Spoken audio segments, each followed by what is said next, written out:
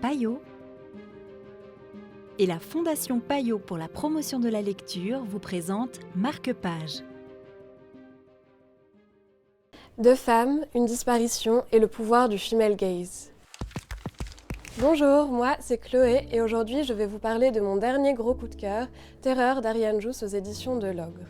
Terreur, c'est l'histoire d'une femme qui regarde un film du même nom et elle va développer une étrange fascination autour de l'actrice principale, MV, dont la disparition inquiétante fait la une des journaux. Cette fascination va la conduire jusqu'aux rues de Palama Beach où a été tourné le film. Et au fur et à mesure, elle va se découvrir à travers MV. Elle va prendre conscience qu'il y a une voix masculine qui lui dit toujours ce qu'elle doit faire, qui la rabaisse et ça va la faire penser aux cris que MV entend dans le film. Et au fur et à mesure, elle va vraiment comprendre ce qu'elle doit faire pour ne pas se laisser submerger et pour ne pas perdre pied. Ariane Jousse est une autrice queer et ça se ressent dans son livre, même si ce n'est pas le sujet du roman. Il y a des personnages queer ou qui pourraient l'être.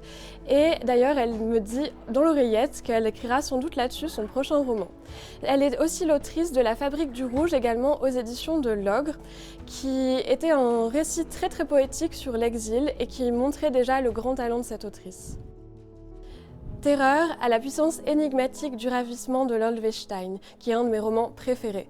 Pour l'écrire, Ariane Jousse s'est inspirée de réalisatrices comme Céline Sciamma ou Justine Triet, parce qu'elles emploient justement ce female gaze, qui est une manière de se réapproprier son corps et son désir quand on est une femme.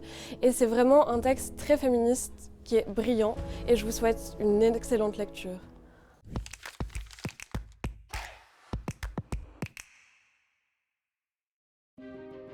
Payot et la Fondation Payot pour la promotion de la lecture vous ont présenté Marque-Page.